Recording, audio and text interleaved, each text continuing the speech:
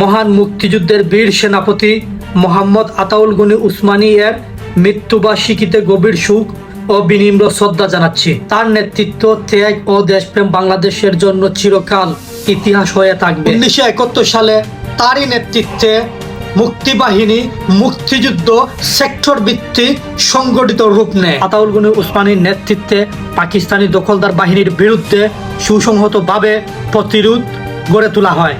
সে না থাকলে বাংলাদেশের স্বাধীনতার পরিকল্পনা করা যেত না। আজ যারা মুক্তিযুদ্ধের ইতিহাস অস্বীকার করে যুদ্ধ অপরাধী এবং তাদের দূষরদেরকে পুনর্বাসন করতে চায়, তারা উসমান গনি সহ 30 লক্ষ শহীদদের রক্তের সাথে বেইমানি করতেছে। আজ এই বীর সেনানায়কের মৃত্যুবার্ষিকীতে আমরা সকলেই শপথ করি, বাংলাদেশ সার্বভৌমত্ব রক্ষার লড়াইয়ে আমরা কেউ পিছ পা হাঁটব না। বীর উসমানী জাতি আপনাকে চিরদিন চিরকাল শ্রদ্ধা ভরে সম্মান করবে।